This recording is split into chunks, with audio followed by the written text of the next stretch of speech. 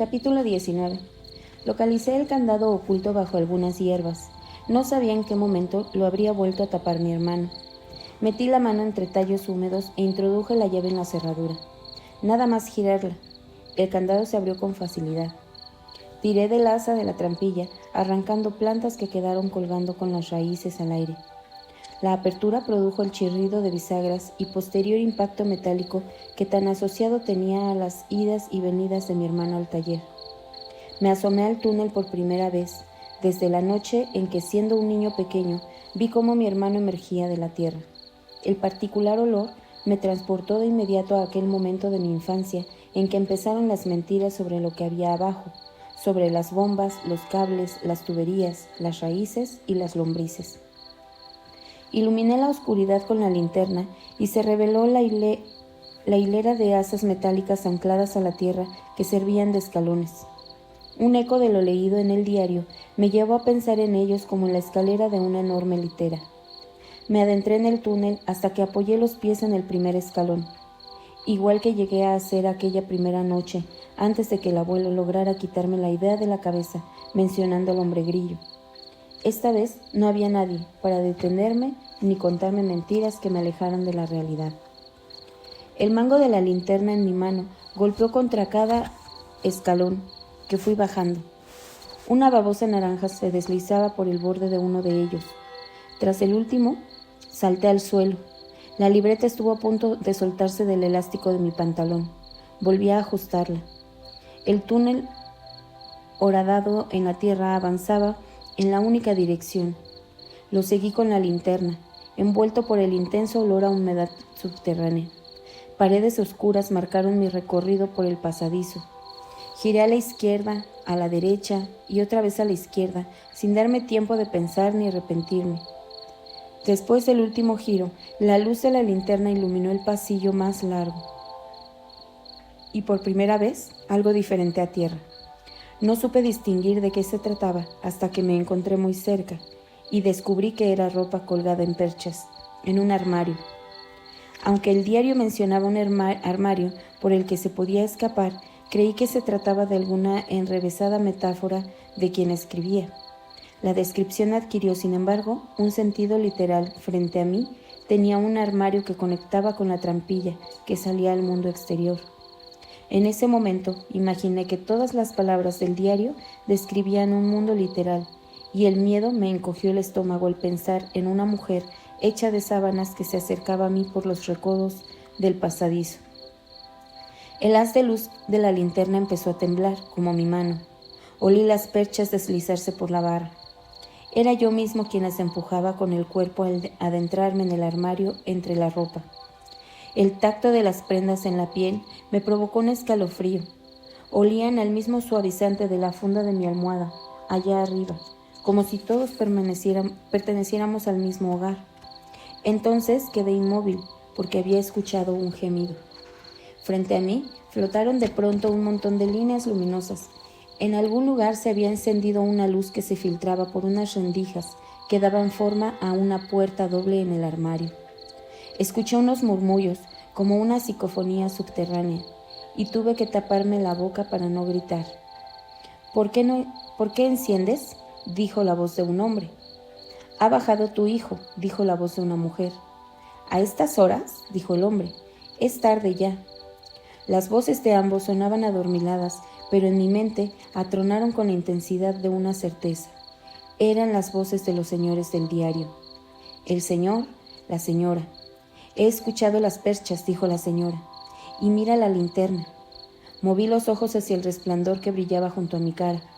Los señores apagaron su luz e imaginé cómo verían desde el otro lado las rendijas de la puerta brillando de forma similar como las había visto yo desde dentro. Hijo, ¿qué horas son estas de bajar?, dijo el señor. ¿Ha pasado algo?, preguntó la señora alarmada de pronto.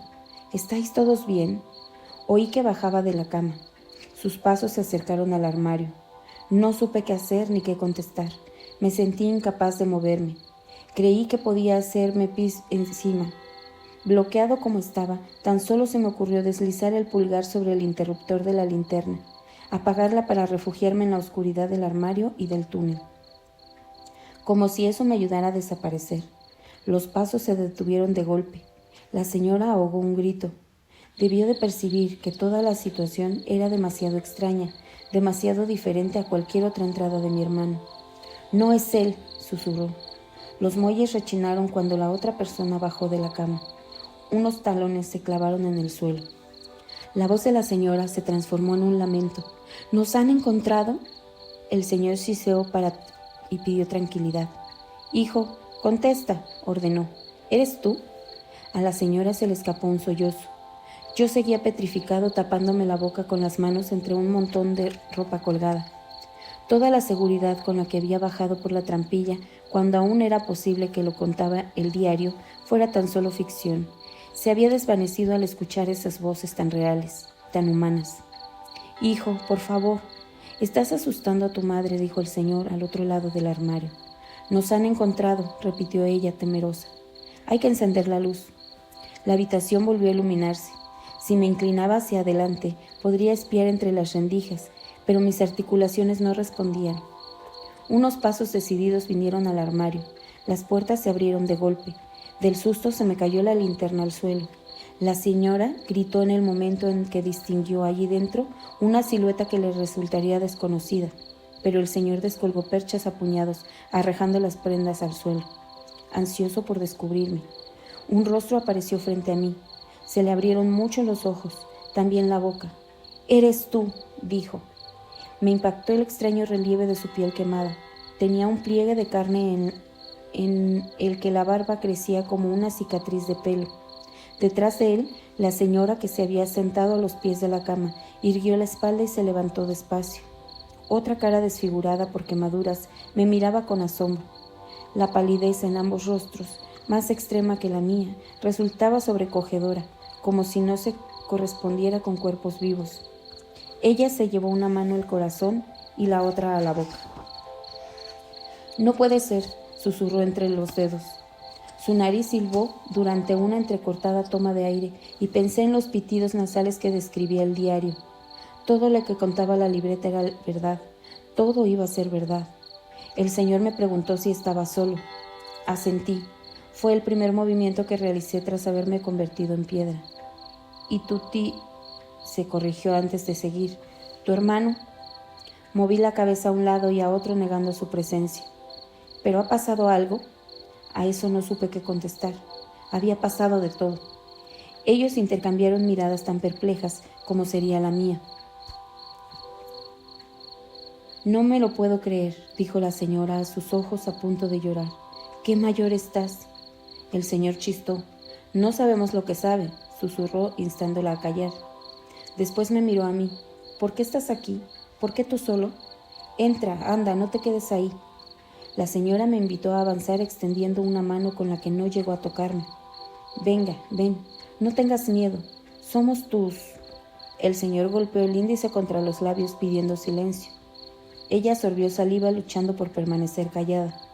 La última vez, meció sus brazos en forma de cuna. «Eras...» «Por favor», le interrumpió el señor. 2 pasos hacia adelante me adentraron en un sótano sobre el que tan solo había leído en un insólito diario, y uno de los personajes principales de ese diario, la señora que curaba rostros heridos y a la que le pitaba la nariz, no dejaba de mirarme con ojos brillantes.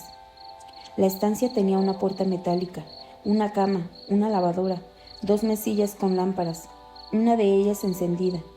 El cerco de una gran humedad cubría casi toda la pared. Había algunas fotos enmarcadas en las mesillas. «Dinos por qué estás aquí», pidió el señor. Pero yo no sabía qué decir, ni tampoco decía voz para decir nada. «¿Cómo has entrado? ¿Cómo has abierto?», insistió. «¿Dónde está tu tío?» Esta vez no se corrigió. Dijo la palabra «tío», refiriéndose a mi hermano con total naturalidad, materializando aún más el real mundo de pesadilla el que me había transportado al diario. «Háblanos, por favor», dijo la señora. Incapaz de articular palabra, mostré lo que llevaba bajo la camiseta. Ofrecí como única explicación la libreta enganchada en el elástico de mi pantalón. «¿Qué es eso?», preguntó el señor. Tiré de ella y la mostré en el aire. Mi mano temblaba. La señora la reconoció enseguida. «Era de él», dijo. «Una libreta del niño, me acuerdo, pero nunca la usó». El señor pidió permiso para cogerla. Mis dedos, que opusieron algo de resistencia, acabaron por ceder. Él pasó todas las páginas con el pulgar hojeando la libreta, como lo había hojeado yo la primera vez en la cocina. Pero si a mí aquella nube de tinta no me había aclarado nada, al señor pareció explicárselo todo. Dios, la cicatriz de pelo en su rostro se tensó, a la vez que el resto de sus facciones. ¿Qué es eso ahora? No me asustes, dijo la señora. Es de ella. No me digas que es de ella. El señor abrió la libreta por la primera página y le invitó a asomarse. Con una mueca alarmada, la señora reconoció enseguida la caligrafía. Es su letra, confirmó, y empezó a leer. El sótano se ha quedado muy vacío tras tú. Su voz se extinguió antes de que pudiera completar esa frase inicial. Presa de la pena, la angustia o mezcla de ambas. ¿Por qué tienes esto?, dijo el señor. La señora le arrebató la libreta y saltó páginas aleatorias, leyendo a toda velocidad frases sueltas que la habían abrumado hasta el punto de encorvarla. Se tapó los ojos a la vez que un intento sollozo la desequilibró y la obligó a sentarse en la cama. Me imaginé a mí mismo hacía un rato descubriendo de forma similar, a la luz de una vela, todos esos horrores. Leyendo como esa misma señora, que ahora tenía delante de mí, había estampado un tarro de cristal en la cara de su hija, o cómo el señor le había colocado la nariz sin avisar. Pude incluso imaginar a una vieja caminando a tientas por la estancia, doblando sábanas limpias sobre esa misma cama.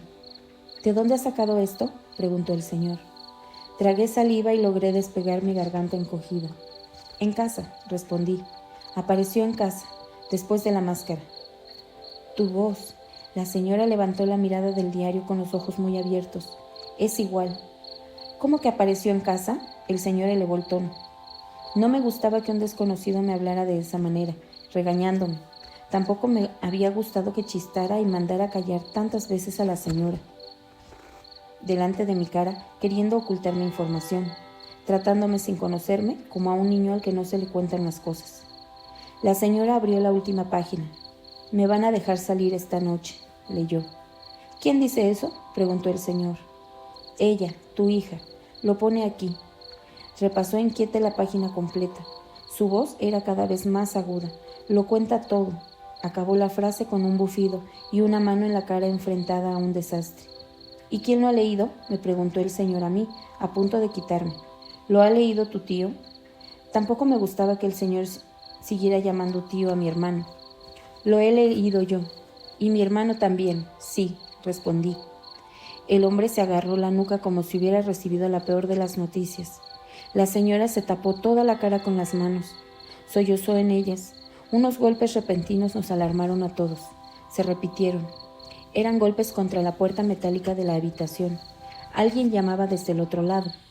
Allí, según el diario, estaría el pasillo. Una voz gutural que pronunciaba algunas consonantes de manera extraña preguntó: ¿Qué está pasando? Los señores se miraron entre ellos, a la puerta y después a mí. En el tenso silencio que crearon sonaron aún más fuertes los 3 golpes siguientes. Me recordaron a los que escuché dentro de la trampilla la noche de la tormenta. ¿Qué está pasando?, gritó la voz gutural al otro lado de la puerta. No pasa nada, contestó la señora sin moverse, fingiendo tranquilidad, pero clavando sus dedos en el filo del colchón. Vuelve a tu cuarto. Pasa algo, gruñó la voz. La deducción se escapó de mis labios en un susurro. Es él, dije. Es mí. No fui capaz de pronunciar la palabra. El señor intuyó lo que yo iba a decir y sacudió la cabeza negándomelo. Me dio tanta rabia que procurara engañarme que reuní el valor de soltarlo. Mi padre. La señora abandonó el colchón. Apurada se acercó a mí. Me pidió silencio. A ella tampoco le gustaba escuchar esa realidad.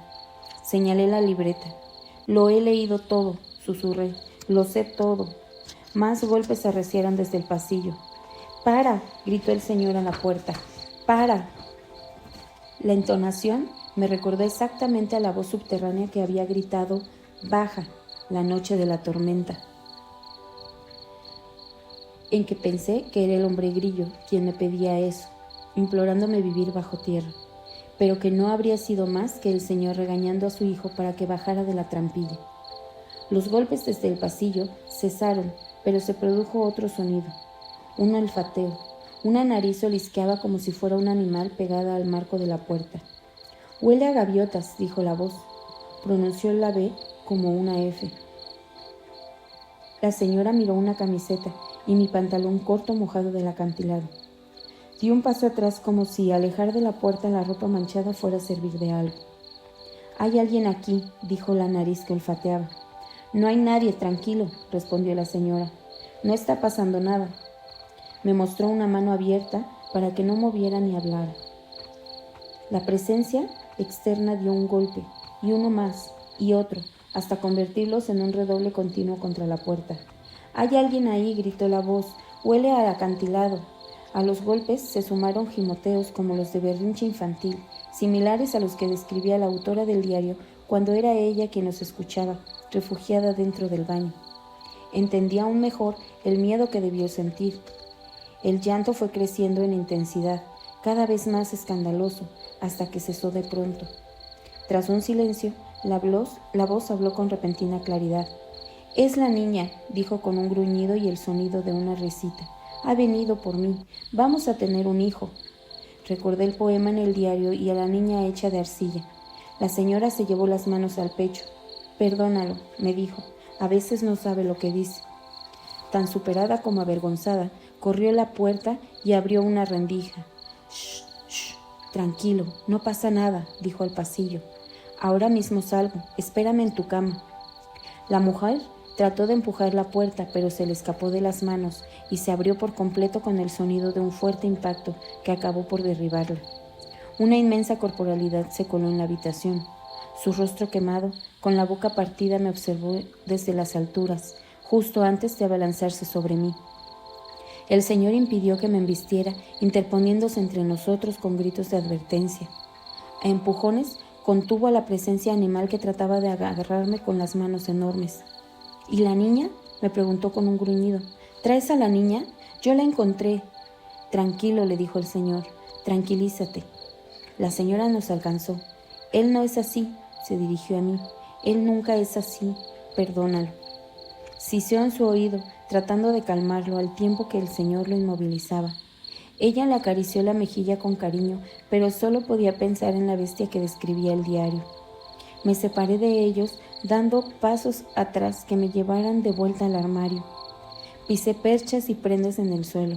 Quería alejarme de la bestia que me atacaba, pero también del Señor que me regañaba y vivía con un dedo pegado a los labios, pidiendo silencio, prolongando engaños. Quería alejarme del cerco de humedad en la pared, de los rostros quemados que me miraban raro. Necesitaba escapar de mi propio olor a acantilado. «¿Dónde vas?», preguntó el Señor. «No puedes irte». Mi espalda golpeó al fondo del armario. Entre mis pies rodó la linterna. No me molesté en recogerla.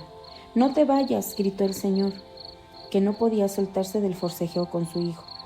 Corrí hacia la derecha y me adentré en la oscuridad que olía a tierra mojada. «Que no te vayas», siguió gritando el Señor desde el sótano. Llevé las manos por delante para evitar chocar contra las paredes que encontraría en cada esquina. Giré en todas ellas con seguridad hasta alcanzar la escalera. Desde la oscuridad subterránea, el cielo estrellado se veía por el túnel, parecía aún más brillante. Emergí por la trampilla como tantas veces habrían emergido mi hermano y el abuelo, y yo mismo cuando era un bebé, ahora que sabía que podía dar total credibilidad al diario. No me molesté en cerrar la tapa ni echar candado, que dejé ahí mismo. La llave seguía en mi bolsillo. Me di cuenta de que me había dejado la libreta abajo. La señora fue la última en tenerla entre las manos. Mejor así, no quería tener cerca nada que estuviera relacionado con ese sótano. Solo quería marcharme, seguir alejándome. Atravesé las hierbas salvajes en dirección a la casa y me fui quitando la ropa húmeda que alteraba a las bestias. La mujer de mi hermano vino corriendo por el terreno. «¿Qué haces? ¿Qué ha pasado? ¿Cómo ha ido?» No contesté, pero debió de encontrar respuestas en mi cara. «¿Tan mal?», preguntó. Junto a la mecedora donde ella había descartado la ropa limpia, me quité hasta los calzoncillos. Ella se dio la vuelta para no verme desnudo. Me pasé la toalla por todo el cuerpo y me cambié. Otros calzoncillos, otra camiseta y otro pantalón corto. Olían al mismo suavizante que la ropa en el armario del sótano. Me dejé puestas las zapatillas. La mujer de mi hermano me dijo que no lograba localizarlo y me preguntó por qué. Ahora sí me cambiaba de ropa tan deprisa. Porque me voy, respondí. ¿Cómo que te vas? Entré a casa, atravesé salón y vestíbulo. Ella vino detrás de mí diciendo que no podía irme, que era tardísimo, de madrugada. Cuéntame lo que ha pasado ahí abajo. La preocupación onduló su frente. Me voy, repetí mientras abría la puerta de entrada. Me cogió del brazo, pero me solté con un tirón. No vas a intervenir, le recordé. Aceleré el paso por el camino de grava. ¿Dónde vas?, preguntó ella. Dime al menos dónde vas. Tu hermano sigue buscándote. Le cerré en la cara la puerta enrejada. Necesito alejarme, fue lo único que dije. Necesitaba también hablar con alguien ajeno a mi familia, porque todos ellos, incluso la mujer de mi hermano, parecían haber aceptado la situación en la que vivíamos. Caminé a toda prisa por la calle asfaltada, mientras me dejaba impulsar por la inclinación del trazado. Solo podía pensar en una persona con la que me apeteciera hablar, la que me había dado el apretón de manos más pequeño del mundo, justo antes de definirse como amiga mía, mi única amiga.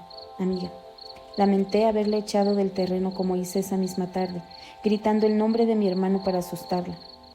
A lo mejor ya no quería ser mi amiga ni había sentido que lo fuera nunca, pero empecé a correr hacia donde esperaba poder encontrarla.